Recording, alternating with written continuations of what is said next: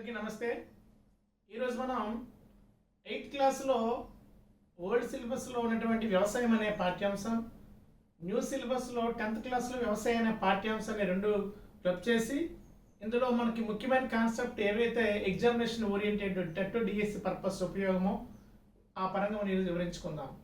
ఇంతకీ ఈ టాపిక్లో మనం ఏమని చూడొచ్చు అంటే, ఫస్ట్ వన్ వ్యవసాయం అన్నాడు. మన అందరికీ తెలిసిందే వ్యవసాయం అనే పదం అగ్రికల్చర్ అనే ఆంగ్ల వర్డ్, అలాగే అగ్రికల్చర్ అనే లాటిన్ వర్డ్స్ నుంచి వచ్చాయి. Agri and culture. అగ్రి అంటే నేల, కల్చర్ అంటే సాగు చేయడం, నేలను సాగు చేయడం. సో ఈ అగ్రికల్చర్ అనేది వర్డ్ మనకి లాటిన్ వర్డ్ నుంచి వచ్చింది. Agri and culture. So agri అంటే నేల, కల్చర్ అనేది సాగు చేయడం, నేలను సాగు చేయడం. ఇది ఒక వర్డ్. అయితే ఇంతకీ మన వ్యవసాయంలో ఏమేమి చూడొచ్చు అంటే, ఒక దేశం యొక్క ఆర్థిక వ్యవస్థ, ఒక దేశం యొక్క ఆర్థిక వ్యవస్థలో మనకి 3 రంగాలు ఉంటాయి. ఏంటి? ఒకటి ప్రాథమిక రంగం, 2 ద్వితీయ రంగం, 3 తృతీయ రంగము లేదా సేవా రంగం. ఇలా 3 రంగాల్ని ప్రతి దేశ ఆర్థిక వ్యవస్థ 3 రంగాల్ని కలిగి ఉంటుంది. అయితే ఇక్కడ ఏంటంటే ప్రాథమిక రంగం అంటే అర్థం ఏంటంటే, ఇక్కడ చాలా మంది వ్యవసాయం అనే పదం అట్టా వాడకూడదు. ఒక దేశంలో ఎక్కువ మందికి ఏ రంగం అయితే ఉపాధిని కల్పిస్తుందో ఆ దేశంలో ఆ రంగం ప్రాథమిక రంగం. భారతదేశంలో ప్రస్తుత సర్వే ప్రకారము సుమారుగా 50% పైగా ప్రజలకు ఉపాధిని కల్పించేది వ్యవసాయ రంగం. కానీ భారతదేశంలో ప్రాథమిక రంగం వ్యవసాయ రంగం. కానీ జపాన్ దేశంలో ఎక్కువ మందికి ఉపాధిని కల్పించేది పారిశ్రామిక రంగం. కాబట్టి జపాన్లో పారిశ్రామిక రంగం అక్కడ ప్రాథమిక రంగం అవుతుంది. అలాగే అమెరికాలో ఎక్కువ మందికి ఉపాధిని కల్పించేది సేవా రంగం. సో అమెరికాలో సేవా రంగం అక్కడ ప్రాథమిక రంగం అవుతుంది. కాబట్టి ఇక్కడ ప్రాథమిక రంగం అనే పదానికి అర్థం ఏంటంటే, ఏ రంగం అయితే ఎక్కువ మందికి ఉపాధిని కల్పిస్తుందో ఆ రంగాన్ని ప్రాథమిక రంగం అంటాం.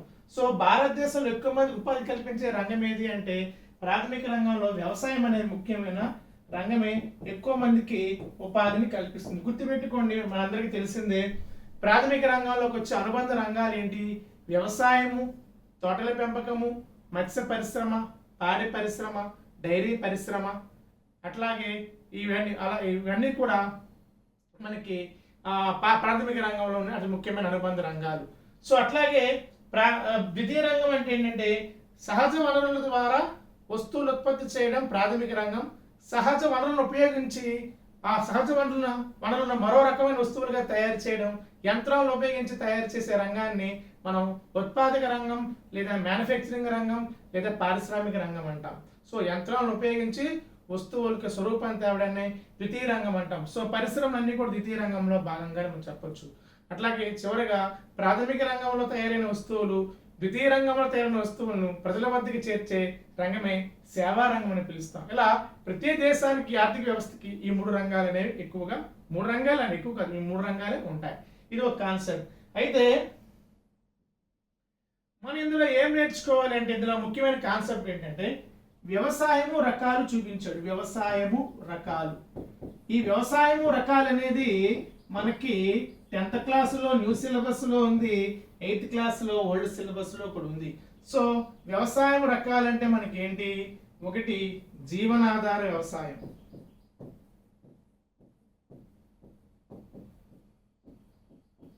ఇంకోటి వాణిజ్య వ్యవసాయం,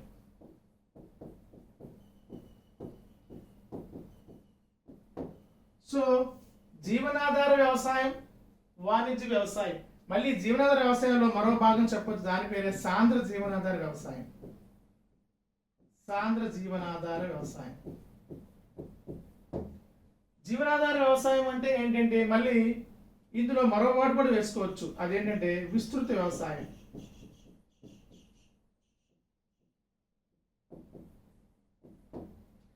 జీవనాధార వ్యవసాయం అంటే ఏంటి? బ్రతకడానికి ఆహార పంటలు పండించడాన్ని జీవనాధార వ్యవసాయం అని పిలుస్తాం. సాధారణంగా ఆసియా ఖండంలో, ఆఫ్రికా ఖండంలో చాలా వరకు వ్యవసాయం అంతా కూడా తను బ్రతుకు నెట్టుకు రావడానికి తన ఆహార ధాన్యాల కోసం వ్యవసాయం సాగు చేస్తాడు. సో అలాంటి వ్యవసాయాన్ని జీవనాధార వ్యవసాయం అంటారు. రెండోది సాంద్ర జీవనాధార వ్యవసాయం. సాంద్ర జీవనాధార వ్యవసాయం అంటే ఏంటంటే మనకి చూడండి, విస్థాపన వ్యవసాయం అంటాం, పశువుల పెంపకం అంటాం. అంటే అటవీ ప్రాంతాల్లో, కొండ ప్రాంతాల్లో సాగు చేసే వ్యవసాయాన్ని సాంద్ర జీవనాధార వ్యవసాయం అంటాం. అలాగే పశువుల పెంపకాన్ని కూడా సాంద్ర జీవనాధార వ్యవసాయంలో భాగమే. సో ఇక్కడ పొడి వ్యవసాయం అనే పదానికి మన అందరికి అర్థం తెలుసు. తర్వాత మీకు ఫ్లో చార్ట్ ఇస్తాను, ఏ ప్రాంతాల్లో పొడి వ్యవసాయానికి ఏమని పిలుస్తారు అనేది. సో సాంద్ర జీవనాధార వ్యవసాయంలో భాగం పొడి వ్యవసాయం, విస్థాపన వ్యవసాయం సాంద్ర జీవనాధార వ్యవసాయంలో భాగమే. అట్లాగే పశువుల పెంపకం కూడా సాంద్ర జీవనాధార వ్యవసాయంలో భాగమే. తర్వాత ఇంకోటి విస్తృత వ్యవసాయం. విస్తృత వ్యవసాయం అంటే ఏంటంటే విశాలమైన భూములు ఉంటే ప్రజలు జనాభా తక్కువగా ఉంటారు, తక్కువ జనాభా ఉంటుంది, ఎక్కువ భూమి ఉంటుంది అనమాట. అలాంటి భూముల్లో చేసే వ్యవసాయాన్ని విస్తృత వ్యవసాయం అంటాం. ఓ అర్జెంటీనా, ఓ చిలీ, ఓ ఆస్ట్రేలియా, ఓ నార్త్ అమెరికా విశాలమైన వందల వేల ఎకరాల్లో ఇక్కడ ఉంటుంది. అక్కడ ప్రజలు తక్కువ, భూభాగం ఎక్కువ ఉంటుంది. ఆధునిక యంత్రాలను ఉపయోగించి సాగు చేసే వ్యవసాయాన్ని, విశాలమైన వ్యవసాయ భూభాగాలను మనం విస్తృత వ్యవసాయం అని కూడా పిలుస్తాము. అట్లాగే తీసుకుంటే వాణిజ్య వ్యవసాయం అంటే ఏంటి? వాణిజ్య వ్యవసాయం అంటే ఆహార పంటల కోసం కాకుండా, ఆహార పంటలు తినడాల కోసం కాకుండా, జీవన ఆధారం కోసం కాకుండా, ఆహార పంటలను వ్యాపారం కోసము చేసే వ్యవసాయాన్ని, లాభం కోసం చేసే వ్యవసాయాన్ని మనం వాణిజ్య వ్యవసాయం అంటాము.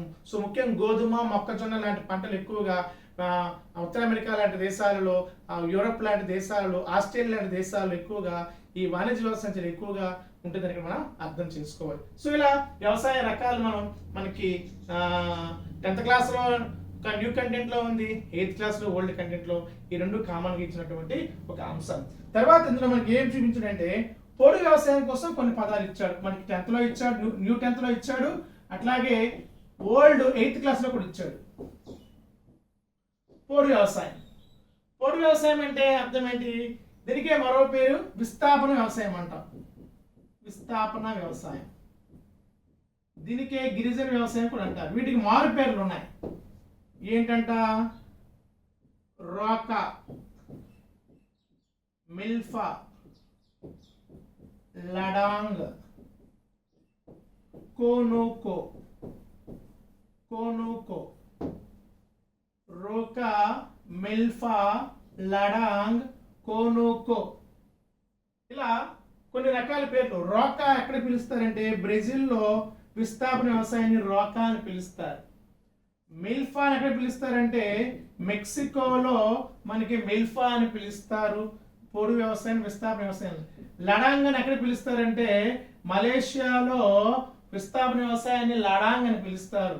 కొనుక్కో అని ఎక్కడ పిలుస్తారంటే అర్జెంటీనాలో పొడి వ్యవసాయాన్ని కొనుక్కో అని పిలుస్తారు.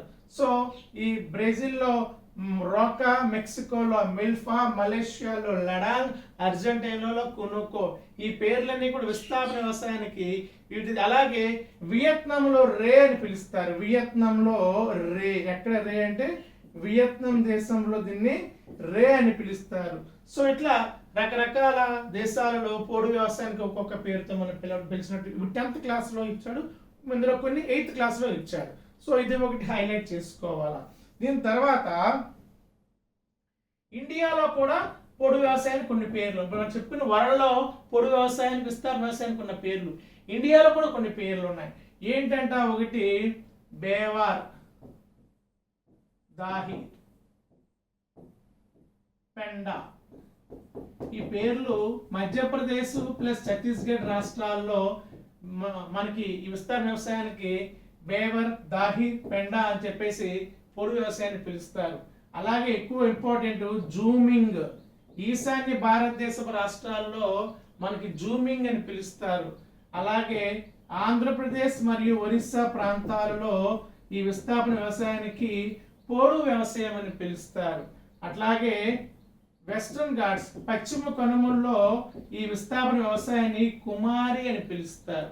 పశ్చిమ కనుమల్లో ఈ వ్యవసాయాన్ని కుమారి అని పిలుస్తారు. అట్లాగే వాయువ్య భారతదేశం, ముఖ్యంగా మహారాష్ట్ర, రాజస్థాన్ లాంటి ప్రాంతాల్లో వాత్రా అని ఈ విస్థాపన వ్యవసాయానికి పేరు. మహారాష్ట్ర, రాజస్థాన్లో వాత్రా అని, అలాగే పశ్చిమ కనుమల్లో కుమారి అని, ఆంధ్రప్రదేశ్, ఒరిస్సాలో పొడు వ్యవసాయం అని, అట్లాగే ఈశాన్య భారతదేశపు రాష్ట్రాలైన అరుణాచల్ ప్రదేశ్, నాగాలాండ్, మిజోరం లాంటి రాష్ట్రాల్లో జూమింగ్ అని, బేవర్, దాహి, పేండా అని మధ్యప్రదేశ్, ఛత్తీస్గఢ్ ప్రాంతాలలో ఈ విస్థాపన వ్యవసాయానికి రకరకాల మారు పేర్లతో పిలవడం జరుగుతుంది. దీన్ని కూడా మనకి 10th లో న్యూ సిలబస్లు ఇచ్చాడు. ఓల్డ్ 8th క్లాస్లో కూడా మనకి ఇది ఇవ్వడం జరిగింది. వీటిని మనం కొద్దిగా మరొకసారి అవి హైలైట్ చేసుకొని చదువుకుంటే చాలా, ఎందుకంటే మ్యాచింగ్ అడుగుతాడు. మ్యాచింగ్ అంటే ఈ క్రింది వాణిలో విస్థాపన వ్యవసాయం పేర్లు ఇచ్చేసి పక్క రాష్ట్రాలు ఇచ్చేసి వాటిని జతపరచమన్నాడు కాబట్టి కొద్దిగా ఫోకస్ చేసుకోండి, మరొకసారి చూసుకోండి. నెక్స్ట్ వన్, ఇది ఇప్పుడు విస్థాపన వ్యవసాయం అంటే ఏమిటి అంటే ముఖ్యంగా మనకి అడవులు ఉంటాయి కదా, ఈ అడవుల్లో ముఖ్యంగా ఏవైతే అడవులు ఉంటాయో అడవుల్లో మొక్కలు నరికేస్తారు. గిరిజన ప్రాంత ప్రజలు, అటవీ ప్రాంత ప్రజలు మొక్కలు నరికేసి వాటిని ఎండేస్తారు. ఎండేసిన తర్వాత అవి ఎండిపోయిన తర్వాత వాటిని కాలుస్తారు. కాల్చిన తర్వాత అది కాస్త బూడిదగా మారుతుంది. ఆ బూడిదగా మారిన తర్వాత ఆ బూడిదని ఎక్కడైతే ఈ మొక్కలు నరికిన ప్రాంతం ఉంటుందో ఆ ప్రాంతంలో ఆ బూడిదని అలా ఉంచి తర్వాత వర్షం పడినంత వరకు ఉంచుతారు. ఆ బూడిద వర్షంలో కలిసిన తర్వాత అది కొద్దిగా ఎరువులాగా ఉపయోగపడుతుంది ఆ బూడిద. ఈ విధంగా ఈ ప్రాంతాన్ని అడవులు నరికి ఆ ప్రాంతాన్ని ఒక 2 సంవత్సరాల పాటు సాగు చేస్తారు. 2 సంవత్సరాలు సాగు చేసిన తర్వాత అక్కడ సారవంతం పోతుంది ఆ ప్రాంతం. అక్కడ ఎటువంటి అంటే ముఖ్యంగా కూరగాయలు కానీ, జొన్నలు కానీ, మొక్కజొన్న కానీ, బంగాళదుంపలు కానీ, పెండ్ల అంటే పెండ్లం అంటే దుంపలు, ఆ పెండ్లా దుంపలు లాంటివి అన్నీ అలా ఆ విస్థాపన వ్యవసాయంలో సాగు చేస్తారు. కంది, పెసర లాంటివి. కానీ 2 years తర్వాత ఆ ప్రాంతం సారం కోల్పోతుంది. మళ్ళీ వాళ్ళు వేరే ప్రాంతానికి వెళ్ళి షిఫ్ట్ అయిపోతారు అన్నమాట. మళ్ళీ అక్కడ వేరే ప్రాంతంలో మొక్కలు నరికి సేమ్ ఇదే ప్రాసెస్లో ఆ మొక్కల్ని ఎండబెట్టి ఆ చెక్కల్ని కాల్చి అది బూడిదగా మార్చి ఆ భూమిని వర్షం పడే వరకు దాన్ని చుట్లో ఉంచి ఆ బూడిదని అది ఎరువుగా వాటి మళ్ళీ అక్కడ సాగు చేస్తారు. ఇలా 2 years షిఫ్ట్ అవుతూ ఉంటారు కాబట్టి దీన్ని విస్థాపన వ్యవసాయం, ఇది షిఫ్టింగ్ కల్చర్ అంటాం. దీనికి స్లాష్ అండ్ బర్న్, కాల్చు బూడిద చేయి అనే ఒక వ్యవసాయం దేన్ని పిలుస్తామంటే మనం ఈ విస్థాపన వ్యవసాయాన్ని పిలుస్తాం. ఎక్కువగా అటవీ ప్రాంతాల్లో ముఖ్యంగా కొండ ప్రాంతాలు ఈ రకం వ్యవసాయం ఎక్కువగా జరుగుతుంది. ఇది ఒక కాన్సెప్ట్. నెక్స్ట్ వన్, ఇది కూడా మనకి కంబైన్డ్ గా 8th క్లాస్లో చూపించాడు, ఇది 10th క్లాస్లో కూడా చూపించడం జరిగింది. దీని తర్వాత మనకి 8th లో ఇవ్వకుండా 10th లో ఏమి ఇచ్చాడంటే హరిత విప్లవం చూపించాడు. హరిత విప్లవం ఇది 8th లో జస్ట్ ఆ పదం వాడే తప్ప మళ్ళీ ఇవ్వలేదు. కానీ 10th క్లాస్లో హరిత విప్లవం అనే పదాన్ని కొద్దిగా ఎక్కువ చూపించాడు. హరిత విప్లవం దశ ఏంటి? 1960 నుంచి 66 వచ్చేసరికి వికాస దశ అన్నమాట. ఇది వికాస దశ. సో ఈ హరిత విప్లవ కాలంలో మనకి ఏం జరిగింది? హరిత విప్లవం అంటే ఇంగ్లీష్ ఏంటి? Green revolution. అసలు గ్రీన్ రెవల్యూషన్ యొక్క లక్షణాలు ఏంటంటే సూటిగా సుత్తులేకని చెప్తే, నెంబర్ 1, ఆధునిక వంగడాలను ఉపయోగించారు. అంటే తక్కువ కాలంలో ఎక్కువ ఉత్పత్తి వచ్చేలా ఆధునిక వంగడాలను ఉపయోగించారు. హరిత విప్లవ కాలం లక్షణం 1. రెండోది, రసాయన ఎరువులు ఉపయోగించారు. ఎరువులు మరియు పురుగుల మందు, ఫెర్టిలైజర్స్ అండ్ పెస్టిసైడ్స్ ఎక్కువగా ఉపయోగించి ఉత్పత్తిని ఎక్కువ అయ్యేలా చేశారు.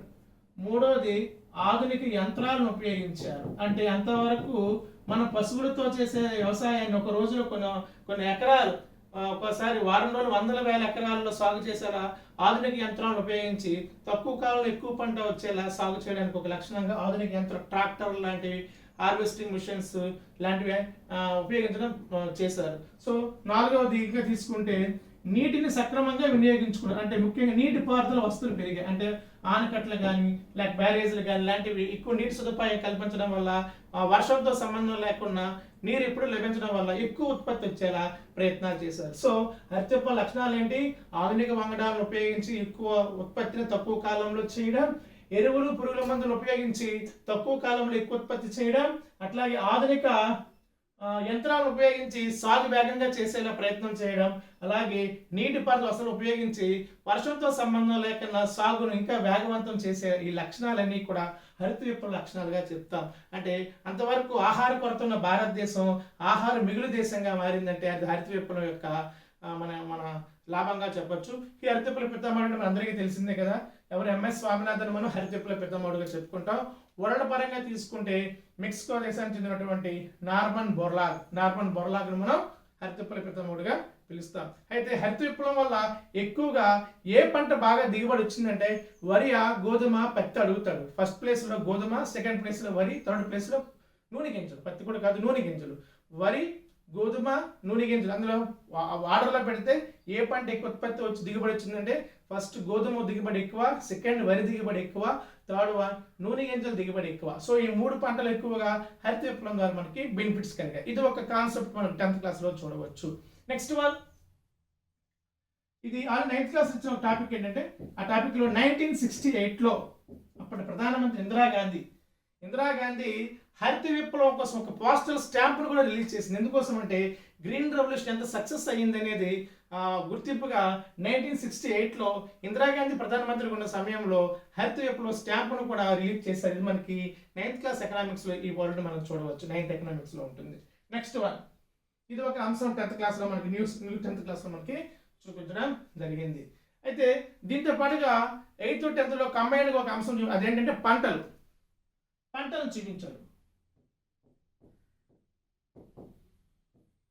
ఈ పంటలు మనకి ఎట్లా చూపించాడు, కొన్ని పంటలు 8th క్లాస్ ఇచ్చాడు, కొన్ని పంటలు 10th క్లాస్లో ఇచ్చాడు. 10th క్లాస్లో కొన్ని పంటలు, 8th క్లాస్లో కొన్ని పంటలు ఉన్నాయి. అయితే ఇక్కడ విషయం ఏంటంటే పంటలను మనం డివైడ్ చేసేటప్పుడు ఈ మధ్య ట్రెండింగ్ ఎట్లా ఉందండి, పేపర్ ప్యాటర్న్.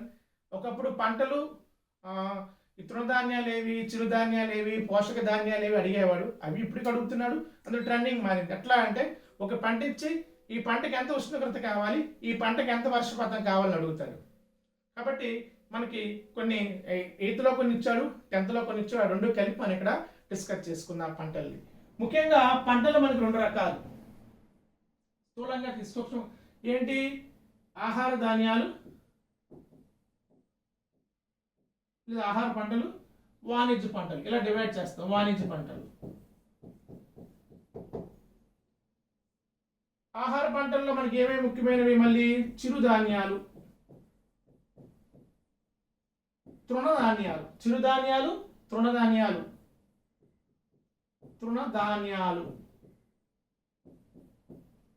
అట్లాగే పప్పు దినుసులు. సో ఆహార ధాన్యాల్లోకి వచ్చేవి ఏంటంటే చిరుధాన్యాలు, తృణధాన్యాలు, అట్లాగే పప్పు దినుసులు. ఇవి ఆహార ధాన్యాల్లోకి వస్తాయి. అట్లాగే వాణిజ్య పంటలు అంటే మన అందరికీ తెలిసిందే, వ్యాపారం కోసం చేసే పంటలు. కాఫీ వాణిజ్య పంట, తేయాకు వాణిజ్య పంట, పత్తి వాణిజ్య పంట, పొగాకు వాణిజ్య పంట, చెరకు వాణిజ్య పంట. సో అవన్నీ వాణిజ్య పంటలు అంటే వాటి క్యాష్ క్రాప్స్ లేదా కమర్షియల్ క్రాప్స్ అంటాం. నగదు పంటలు అంటాం. అట్లా నగదు పంటలన్నా, వాణిజ్య పంటలన్నా, క్యాష్ క్రాప్స్ అన్నా, కమర్షియల్ క్రాప్స్ అన్న ఒకటే, ఫుడ్ క్రాప్స్ అన్న, ఆహార ధాన్యాలన్నా మనకి ఒకటే. ఓకే, అయితే ఇవి ఇప్పుడు ఒక్కొక్కటి తీసుకుందాం. ఏంటి, ఫస్ట్ వన్ ఆహార ధాన్యాల్లోనే ముఖ్యమైన తీసుకుందాం. మన అందరికీ తెలిసిందే, ఎక్కువగా ఏది ఇంపార్టెంట్ అంటే ఫస్ట్ మనకి ఇచ్చేది వరి. దీన్ని ఎలా అడగచ్చు, వరి పంటకు అనుకూలమైన నేల ఏది అంటే ముఖ్యమైన నేల ఒండ్రు నేల. వరి పంటకు అనుకూలమైన నేల ఒండ్రు నేల. అట్లాగే దీనికి కావలసిన సరాసరి ఉష్ణోగ్రత 25 సెంటీమీటర్లు. దీనికి కావలసిన సరాసరి వర్షపాతం 100 సెంటీమీటర్లు. మరొకసారి, ఎక్కువగా ఒండ్రు నేలలో వరి పండుతుంది. యావరేజ్ కావాల్సిన టెంపరేచర్ 25 డిగ్రీలు సెంటీగ్రేడ్ టెంపరేచర్ కావాలి. అలాగే వర్షపాతం మనకి 100 సెంటీమీటర్ల వర్షపాతం అవసరం అవుతుంది వరి పంటకు.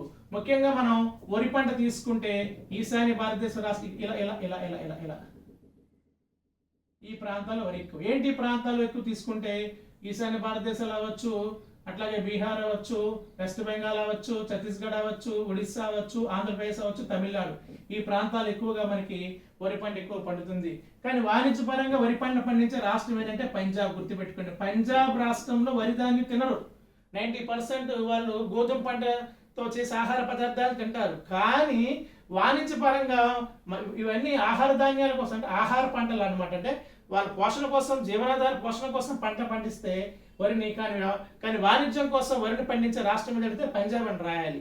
వాణిజ్యం కోసము వరిని పండిస్తున్న రాష్ట్రాలు పంజాబ్, తర్వాత హర్యానా. అవి ఓన్లీ వ్యాపారం కోసం మాత్రమే ఆ వరిని పండిస్తే, ఆహార ధాన్యాల కోసం కాదు. కానీ ఇవన్నీ కూడా ఆహార ధాన్యాలు, ఆహార పంటలు జీవనాధారం కోసం మాత్రమే ఇవన్నీ కూడా పండిస్తే ఇక్కడ మనం గుర్తుపెట్టుకోవాలి. నెక్స్ట్ వన్, ఇది ఒండ్రు నేలకు ముఖ్యమైనది.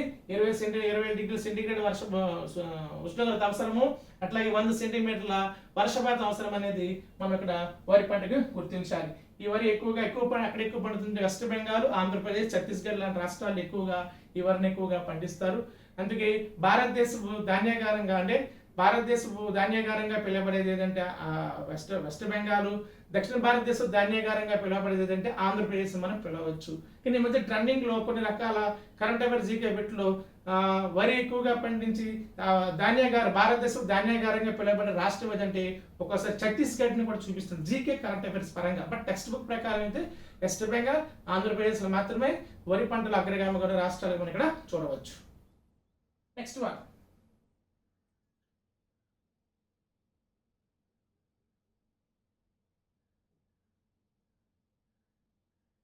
వరి తర్వాత మరో పంట గోధుమ పంట. గోధుమ పంటకి ముఖ్యమైన నేల ఏ నేలలో పండుతుందని గుర్తుపెట్టుకుని లోమి నేల. లోమి నేల అంటే ఏమీ కాదు, ఒండ్రు నేలకు కొంత ఇసుక కలపాలి. ఒండ్రు నేలకు అదనంగా ఇసుక ఉంటే ఆ నేలను లోమి నేల అంటారు. ముఖ్యంగా తేయాకు పంట, కాఫీ పంట, కాఫీ పంట, అట్లాగే జనపనార పంట, అట్లాగే గోధుమ పంట. గుర్తుపెట్టుకోండి, గోధుమ పంట, జనపనార పంట, అట్లాగే తేయాకు మరియు కాఫీ లాంటి పంటలకు లోమి నేల చాలా బాగా అనుకూలంగా ఉంటుంది పంట ఉత్పత్తికి ఎక్కువగా. కానీ ఎక్కువగా మనకి గోధుమ పంటని చూపిస్తాడు లోమి నేల. అట్లాగే దీనికి ఎంత టెంపరేచర్ కావాలని ఇవ్వలేదు, కానీ దీనికి కావాల్సిన వర్షపాతం మాత్రం 50 నుంచి 75 సెంటీమీటర్లు యావరేజ్ గా ఈ గోధుమ పంటకి కావాలంటాడు. ఇది ఒకటి మనకి ఇంపార్టెంట్ గా మనం గుర్తుపెట్టుకోవాలి. అయితే ఈ గోధుమ పంట ఎక్కువగా పండించే రాష్ట్రాల పరంగా మనం తీసుకుంటే ఇలా ఈ బెల్ట్లో ఎక్కువ గోధుమ పంట పండుతుంది. ఈ బెల్ట్లో అంటే పంజాబ్, హర్యానా, ఉత్తరప్రదేశ్, రాజస్థాన్ ఈ ప్రాంతాల్లో ఎక్కువగా మనకి గోధుమ పంటని సాగు చేయడం జరుగుతుంది. ఇది ఒక కాన్సెప్ట్. నెక్స్ట్ వన్, తర్వాత కొన్ని చూపించాడు, కొన్ని చూపించాడు. అదేంటంటే మొక్కజొన్న చూపించాడు. ఏం చూపించాడు? మొక్కజొన్నకి యావరేజ్ గా 21 డిగ్రీల నుంచి 27 డిగ్రీల మధ్య టెంపరేచర్ కావాలన్న మొక్కజొన్నకి. సో యావరేజ్ గా మొక్కజొన్నకి కావాల్సినటువంటి వర్షపాతం కూడా సుమారు 75 సెంటీమీటర్ల వర్షపాతం చాలన్నాడు. యావరేజ్ గా 75 సెంటీమీటర్ల వర్షపాతం చాలన్నాడు. సో ఈ మొక్కజొన్న పంట ఎక్కడ ఎక్కువగా పండిస్తారంటే ఈ కార్నర్ లో మొక్కజొన్న ఎక్కువగా పండుతుంది. ఇలా ఈ కార్నర్ అంటే అర్థం ఏంటి అంటే మహారాష్ట్ర, అట్లాగే కర్ణాటక, తెలంగాణ ఈ కార్నర్ లో ఎక్కువగా మొక్కజొన్న పండే ప్రాంతాలుగా మనం చెప్పవచ్చు. ఇది ఒక కాన్సెప్ట్. నెక్స్ట్ వన్, ప్రత్తి. అయితే డౌట్ రావాలి, సార్ మొక్కజొన్న ఎక్కువగా పండే నేల ఏదంటే సారవంతమైన నేలలో పండుతుంది అన్నాడు. సారవంతమైన నేలని అచ్చడిపి పలానా నేలని మొక్కజొన్నకి ఇవ్వలేదు. కానీ సారవంతమైన అంటే 2 నేలలు, ఒండ్రు నేల, నల్లరేగడి నేలలు సారవంతంగా ఉంటాయి కాబట్టి ఆ 2 నేలల్లో మొక్కజొన్న పంట ఎక్కువ ఉత్పత్తి ఇస్తుందని కాన్సెప్ట్. కానీ టెక్స్ట్ బుక్ లో ఈ నేలని పేరు మనకి మొక్కజొన్న కోసం ఇవ్వలేదు. నెక్స్ట్ వన్, పత్తి పంట కంటే కనీసం 210 రోజులు తేమ లేని వాతావరణం కావాలి. అంటే మంచు కురవని వాతావరణం కావాలి. ఎన్ని రోజులు?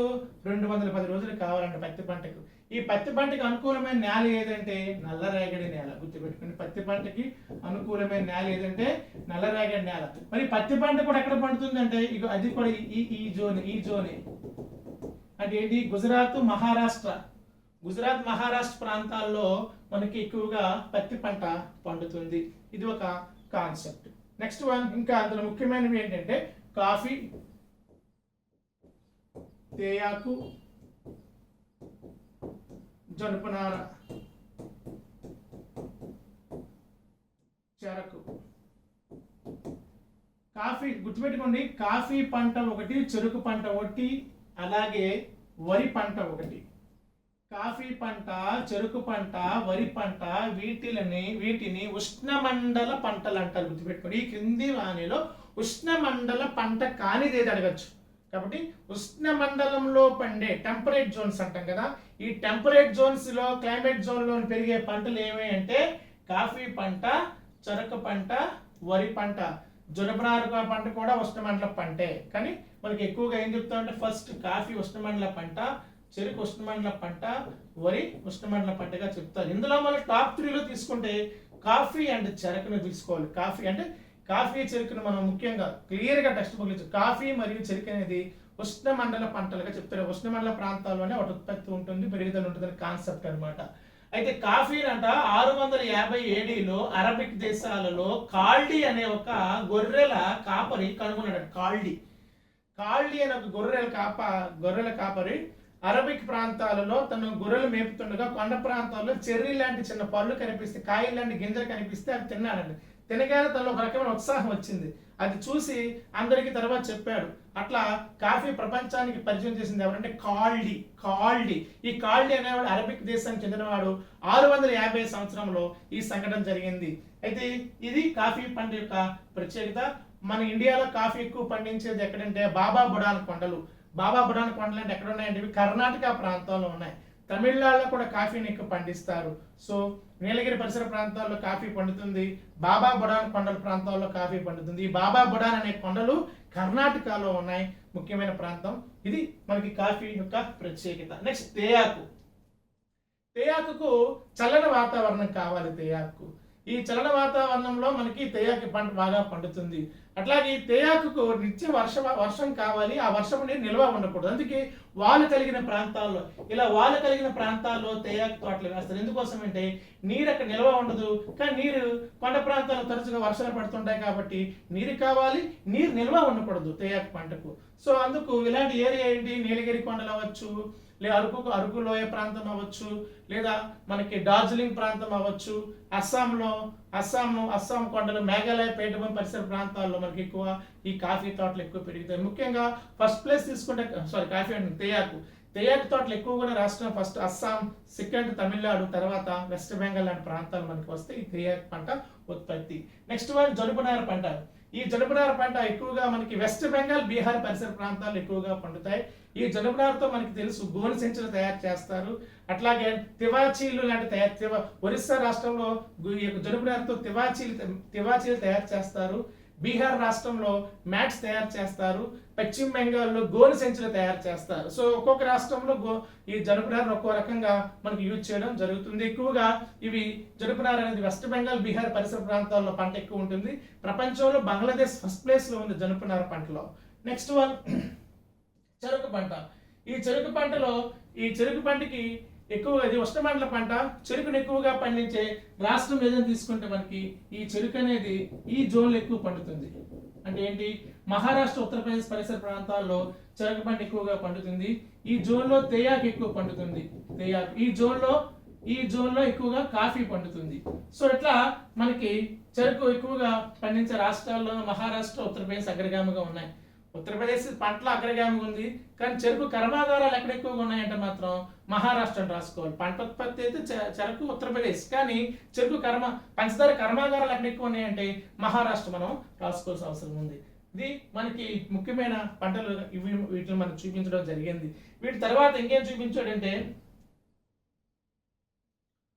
తృణధాన్యాలేవి, చిరుధాన్యాలు ఏవి అంటాడు. తృణధాన్యాలు కొద్ది పెద్ద గింజ ఉంటే తృణధాన్యాలు, చిన్న గింజ ఉంటే చిరుధాన్యాలు.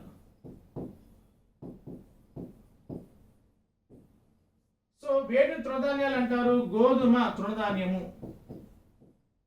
వరి తృణధాన్యము, మొక్కజొన్న తృణధాన్యము. గింజ కొద్దిగా పెద్దగా ఉంటుంది తృణధాన్యం. ఇవి తృణధాన్యాలకు వెళ్తాయి. చిరుధాన్యాలకు మరో పేరు ఏంటంటే పోషక ధాన్యాలు అంటాం. మనందరికీ తెలిసినవి రాగులు, జొన్నలు, సజ్జలు, కొర్రలు. ఇవన్నీ కూడా దేంట్లో భాగం అంటే చిరుధాన్యాల్లో భాగంగా చెప్పచ్చు. సో ఇక్కడ రాగులు ఎక్కువ పండించే రాష్ట్రం ఏదంటే కర్ణాటక రాష్ట్రం. జొన్నలు ఎక్కువగా పండించే రాష్ట్రం ఏదంటే మహారాష్ట్ర. అట్లాగే తీసుకుంటే ఇలా రాజస్థాన్, ఈ ప్రాంతాల్లో ఎక్కువ జొన్న పండిస్తారు. సజ్జలు నెంబర్ 1 రాజస్థాన్. గుర్తుపెట్టింది, సజ్జలు రాజస్థాన్, జొన్నలు మహారాష్ట్ర, రాగులు కర్ణాటక.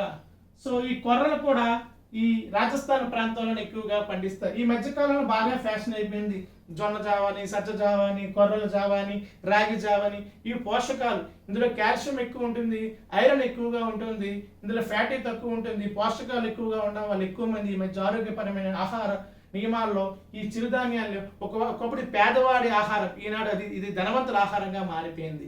సో ఈ చిరుధాన్యాలు మనకి ఇవి కూడా ఆహార ధాన్యాల్లో మనకి 10th క్లాస్లో మనకి ఇలా డివైడ్ చేసుకుని ఇవ్వడం జరిగింది. ఇది ఒక కాన్సెప్ట్. చివరిగా ఏమి ఇచ్చాడంటే ఇప్పుడు ఈ పంటలు వరల్డ్ ర్యాంక్స్ వరల్డ్ ఉన్నాయి, వరల్డ్ పరంగా తీసుకోవాలి. ఇది 8th లో ఇచ్చాడు వరల్డ్. ఉదాహరణకి వరి పంట ఉంది, అగ్రగామి ఎవరు? చైనా. అట్లాగే గోధుమ పంట ఉంది, అగ్రగామి ఎవరు? యుఎస్ఏ. అట్లాగే మొక్కజొన్న ఉంది, మొక్కజొన్న వరల్డ్ నెంబర్ 1 ఇది యుఎస్ఏ. పత్తి పంట ఉంది, పత్తి వరల్డ్ లో నెంబర్ 1 ఎవరు? చైనా. అట్లాగే కాఫీ అనే పంట ఉంది, ఈ కాఫీ పంట అగ్రగామి ఎవరు? బ్రెజిల్. అలాగే తేయాకు అనే పంట ఉంది, తేయాకుల అగ్రగామి ఎవరు? India, Sri Lanka and Kenya. చూసారు ముఖ్యమైన పంటలు. వరి పంట అగ్రగామి చైనా, గోధుమ పంట అగ్రగామి అమెరికా, మొక్కజొన్న అగ్రగామి అమెరికా, పత్తి పంట చైనా, కాఫీ పంట బ్రెజిల్, తేయాకు పంట ఇండియా, అలాగే శ్రీలంక, కెన్యా. సో ఇలా మనకి ఈ పాఠ్యాంశాల్లో ముఖ్యంగా హైలైట్ అంశాలు మనం నేర్చుకుంటూ అనాలిసిస్ చేసుకుంటూ ఖచ్చితంగా బిట్ ఎలా ఫ్రేమ్ అనే ఈజీగా మనం నేర్చుకోవచ్చు, ఈజీగా రాయొచ్చు. సో ఇది పాఠ్యాంశ సారాంశం. నెక్స్ట్ మరో పాఠ్యాంశం కలుద్దాం. ధన్యవాదాలు.